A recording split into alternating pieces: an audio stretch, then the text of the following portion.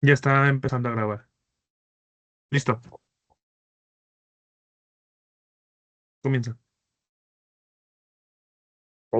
Muy buenos días, tardes y noches. Me presento, soy Mauricio Urbina y me acompaña mi compañero Ricardo Martín Rivera y vamos a exponer nuestra opía, que trata de la presentación oral para la interpretación de los espectros de una molécula propuesta. Aquella molécula que nosotros vamos a abordar en este proyecto es el etomidato. Bueno, el objetivo de esta presentación va a ser explicar lo que es la estructura, la caracterización del entomidato mediante el análisis e interpretación de espectros que fueron algunos generados y otros investigados. eh, pues bueno, mediante varias técnicas de análisis, incluyendo las de resonancia magnética nuclear, espectroscopia de infrarroja, espectrometría de masas y la espectroscopia de UV visible. Como introducción, pues bueno, primero podemos decir que este fármaco es un fármaco controlado y porque es un somnífero de acción rápida, sedante y amnésica.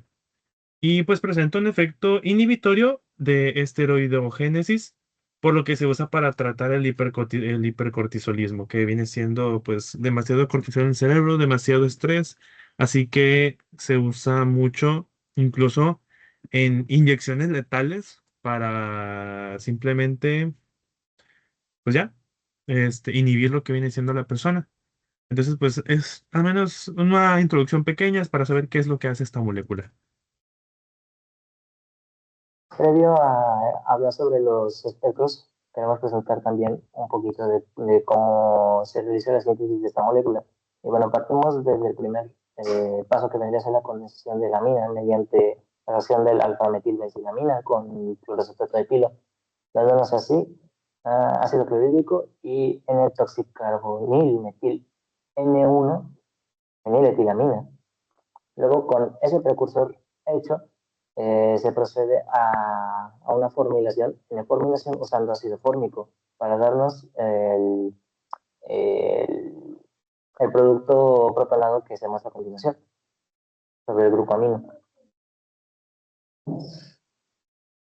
Luego tenemos una reacción de tipo formulación sobre carbono y una heterociclación que ocurre primero por el primer paso, que es una segunda formulación sobre el carbono que está entre la amina y el carbonilo, formándose así un intermediario con un segundo aldehído presente en la molécula. Ese intermediario que va a estar en presencia de tóxido de sodio va a reaccionarse luego con, con ácido clorhídrico, con una solución ay, de tisionato de sodio, de potasio, perdón, de tisionato de potasio para formar un heterociclo conocido como imidazol en una reacción conocida como reacción de Markowitz o una similar, formando así un intermediario conocido como el 5-etoxicarbonil, 2-mercapto 1,1-fenil imidacil 1,2,7. Y finalmente, como se puede observar en esa molécula producida, tenemos un grupo tiol. Pues bueno, ese grupo tiol se va a eliminar por medio de una reacción conocida como la destionación, perdón, oxidativa, a través de la reacción con ácidos nítrico y nitroso, el cual se va a conseguir disolviendo una cantidad de nitrito de sodio en ácido nítrico concentrado, formando así un ácido sulfínico, el cual es muy inestable y pasará a formar dióxido de azufre, dejando finalmente nuestra molécula de etomidato. Muy bien. Pues bueno, vamos a empezar con esa parte de la caracterización. Empecemos primero con lo que viene siendo RMN de protón. Y las primeras señales que podemos observar en el 1.30 son metilos, que se pueden apreciar como de manera coloquial, se puede decir en la colita de la molécula, en lo último que queda, y aparecen estas señales ahí como unos tripletes. Después aparecen otros metilos, pero ahora en el 1.89, y estos aparecen en lo que viene siendo protones en la parte del medio de la molécula. Pues entonces se empiezan a desplazar por todo lo que viene siendo el alrededor, ¿verdad? Los que vienen siendo los sustituyentes que tiene ese metilo pues afecta en el desplazamiento. Seguimos ahora en el 4.25 partes por millón, donde tenemos unos metilenos, los cuales enseñan tenemos ahí una ampliación, donde podemos ver que tenemos un cuarteto, y pues esto pues viene correspondiendo a aquí en la tabla que se tiene ahí inferior, en la parte azul, donde Z viene siendo un oxígeno, y esto pues sí viene correspondiendo a protones que son desplazados hasta esta parte debido al oxígeno. Luego, en la parte 5 tenemos también desplazamientos más extensos de estos protones hasta un 5.08, casi por decir 5.1. Y de misma manera, en la tabla que se tiene inferior, en la parte inferior de la diapositiva, en la lámina, vamos a ver que el nitrógeno también está en la parte del sustituyente Z. Así que esto que viene siendo bueno, un poquito después lo marcado por la literatura, sigue teniendo sentido, vaya. Después de estos protones podemos ver unos desplazamientos hasta la parte del 7, y estos corresponden justamente a protones aromáticos. Esta parte del 7 hasta el 9, la mayor parte del tiempo son protones aromáticos, porque vamos a ver que lo mismo sucede con los protones aromáticos del imidazol, los cuales también en 7.88, ahí aparecen, tenemos arriba una ampliación.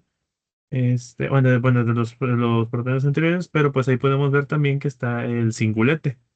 Esto porque pues tenemos los dobles enlaces, así que solamente tenemos un solo protón. Y por último, tenemos otros protones ya igual, ya casi llegando a lo último. Y pero estos están siendo más desplazados porque tenemos los nitrógenos de un lado y del otro lado. Entonces, hacen que se vaya todavía más lejos la señal. Y como vengo diciendo, siguen siendo estos protones aromáticos. Bueno, ahora hablemos un poquito sobre la resonancia magnética de carbono 13 de esta molécula. Como bien pueden observar en la tablita de abajo, contamos con ciertas regiones características de los carbonos que podemos encontrar, como vienen siendo los carbonos de tipo carbonilo, los carbonos alílicos de un compuesto aromático, enlaces, enlaces triple de carbono-carbono, enlace de carbono-oxígeno, entre otros. Y bueno, como podemos observar en la molécula de un ladito, podemos diferenciar entre un tipo de carbono y otro, como viene siendo los carbonos correspondientes al anillo bencílico, que vendrían a estar representados más o menos entre la región de 100, 150 del espectro mostrado a continuación, así como, por ejemplo, al carbono del carbonilo, presente en el grupo estérico, que va a estar ubicado en la región de entre 150 y 200, por lo que el pico encontrado en más o menos en la región entre 160 y 170 correspondería para ese carbono. El mismo caso ocurre, por ejemplo, para los carbonos correspondientes a los grupos metilo, o bueno, el metilo, que se encuentra en la parte bencílica de la parte bencílica, perdón, de la molécula, y la terminación del éster. Esos metilos vendrían a encontrarse como dos picos individuales en la región entre 0 y 50, que vienen siendo los picos que se ubican alrededor de la región de 20.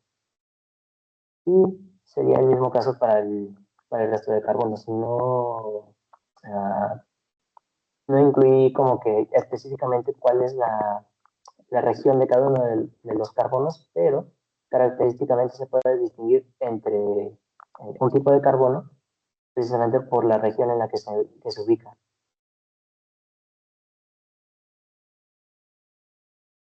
Ok. En esta parte tenemos lo que viene siendo un espectro de IR, donde tenemos el número de onda contra la transmitancia. Este IR no es un IR realmente tomado o experimentalmente, fue un IR generado mediante un simulador, debido a que, como se mencionó en la introducción, el etomidato es un fármaco controlado. Entonces, información de fuentes confiables que por lo general no fallan, que es el NIST Webbook o el Chemical Book, no otorgaban información específica o más detallada pues de esta molécula realmente, así que se procedió a generar un espectro prediciendo lo que podría llegar a ser. Al final van a tener las referencias para que ustedes puedan usarlo en caso de que les interese. Principalmente, siempre va a ser muy característica una banda del tipo de carbonilo. En este caso la tenemos pues entre 2780 y 2650 y pues es con una banda de intensidad fuerte, o sea, muy intensa, ¿verdad? Tenemos ahí una tensión. Luego tenemos los de tipo carbono oxígeno que vienen siendo los del éter y tenemos ahí pues un duplete en esta parte entre los 1250 y los 1050. Tenemos después los enlaces de tipo carbono-nitrógeno, que esto viene correspondiendo a los que están en la parte del puente entre el anillo y el imidazol. Y ahí podemos ver las bandas que se predicen. Ahora, el aromático, esto cabe de resaltar que por lo general siempre va a mostrar un ruido como si fuera una serpiente, para arriba, para abajo, para arriba, para abajo, para arriba, para abajo. El aromático presenta esa característica, en este caso no lo predice porque es un ruido muy característico que se tiene en el equipo. Si uno vaya a hacer un análisis, siempre va a aparecer ese tipo de ruido, o más bien, como los conocen también, son los sobretonos. Pero esta formación que se hace, pues sí es muy característica de los aromáticos. Procedemos también con la parte de aminas, de carbono doble enlace nitrógeno. Ahí pues, se puede predecir simplemente un singulete, lo cual coincide con que viene siendo una intensidad media. En este caso, pues es un poco baja, pero pues tiene sentido con la teoría. Y ahora tenemos también los estiramientos de los carbonos, de las tensiones de los carbonos con los hidrógenos en la parte de los 3300, 2700, que pues esto viene siendo los carbonos de los metilos, de los metilenos, de los metinos, que pues tenemos presentes en la molécula. Bueno, ahora hablando del análisis mediante espectrometría de masas de la molécula, podemos encontrar tres picos característicos en su espectro. Uno en la masa carga de 77, uno en la de 105 y uno en la de 244. El pico correspondiente para la masa carga de 77 correspondería a un fragmento de silo, así tal cual está señalado por el recuadro mostrado a continuación. Luego también está el pico a 105 de masa carga, el cual vendría a ser el pico base al ser el pico de mayor intensidad y el más característico del espectro, el cual correspondería para el fragmento del etilbencilo, también señalado con el recuadro rojo. Y ahora, a continuación, se muestra en el recuadro azul a qué correspondería la masa carga de 244, el cual correspondería para el ion molecular. Bueno, lo siguiente vienen siendo unos tres mecanismos de patrones de fragmentación en espectrometría de masas. El primero podemos ver la ionización del éter, en donde se bombardea la molécula con electrones y un radical que queda ahí ataca lo que viene siendo los electrones se vienen haciendo por pares libres, se vienen enlazando, provocando un doble enlace con ese carbono y soltando el otro electrón en el enlace entre el metilo y el metileno, provocando así que en esta parte de la flecha tenemos el radical metilo y nos queda al final una molécula ionizada con un oxígeno doble enlace al carbono, quedando así positiva. Y esta tiene una masa carga de 229. La ionización del carbonilo viene siendo un poco similar, solamente que ahora este par libre va a atacar a el enlace doble que se tiene. Y de igual manera, en la parte del enlace donde une con el imidazol, se parte esta parte, por vaya la redundancia, se parte y pues se mueve la carga también hacia el enlace del carbono-oxígeno. Y pues el otro electrón toma su vía y se va con el imidazol. Por eso tenemos aquí el imidazol con un radical libre y tenemos aquí lo que viene siendo esta molécula de un carbono con triple enlace de oxígeno, que por cierto esta molécula, aunque diga no, esta debería ser curva, no, es recta y tiene el oxígeno pues una carga positiva y una masa carga de 73. Y pues bueno, el rearreglo de McLafferty marca lo siguiente. Simplemente va a ser un desprendimiento va a ser el ataque de un oxígeno hacia un hidrógeno gamma de la molécula. Podemos ver que el oxígeno, en este caso el éter, se considera como alfa. El siguiente carbono se va a considerar como beta y el último carbono se va a considerar como gamma. Entonces aquí, pero pues, bueno, el oxígeno no es un carbono, simplemente son posiciones. Entonces, un radical libre de aquí del oxígeno va a atacar por pares libres el electrón al protón más bien. Entonces el protón se va a separar de este metilo y ese enlace que se estaba teniendo va a dejar un electrón libre, por lo tanto se va a venir hacia el enlace de los carbonos, de los enlaces del metileno y del metilo, y provocando pues, ¿cómo se dice? Primero, pues la ruptura de este enlace y quedaría como un carbono con un par con un electrón libre. Entonces, esto viene siendo pues muy atractivo para el enlace que se tiene del carbono con el oxígeno. Y pues como pues, aquí sucede un divorcio por partes separadas, cada quien se lleva lo suyo, el oxígeno toma de vuelta su electrón, el carbono pues toma su electrón, y como ve que acá sí lo están aceptando, pues viene generando un doble enlace, por eso aquí se tiene esta molécula, muy extraña por cierto, pero pues así es lo que sucede en la espectrometría de masas, y al final pues ya también nos queda la molécula de letomidato, pues ya ionizada, dándonos un resultado de una masa carga de 216. Por ahí sí se puede llegar a ver esta masa carga en el espectro, si nos podemos regresar. Por ahí 215 marca. Entonces, pues sí, así es como sucede. Finalmente se realizó el análisis de una espectrofotometría UV. Otra vez, nuevamente, como se mencionó anteriormente, ah, pues, la información de esta molécula en concreto era bastante limitada. Sin embargo, se encontró un artículo en donde se reportaba que al realizar una espectrofotometría eh, en la región UV de esta molécula, se encontró que el pico de mayor intensidad de mayor, perdón, de mayor absorción correspondía a una lambda de 243 nanómetros. Se realizó también un breve análisis mediante cálculos, utilizando las reglas de Rudolf-Fister para calcular el estimado más o menos de cuál vendría a ser la lambda máxima teórica. Como podemos observar, se tomó de base el sistema, no, perdón, es alfa beta perdón, de un compuesto carbonílico, perdón, por un compuesto aromático carbonílico, perdón, uh, tomando de base el dato de 230 nanómetros. Luego, se tomó en cuenta que el sistema conjugado, era la palabra que quería decir, el sistema conjugado cuenta Ujú. con un par de residuos de anillo en la posición alfa y uno en la posición delta.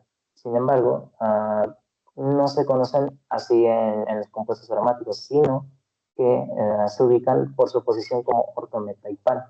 Pues bueno, el primer residuo de anillo que se encuentra vendría a ser en su posición orto, que se encuentra inmediatamente al lado de la posición alfa. Luego en beta no tenemos nada, que vendría a ser la posición meta.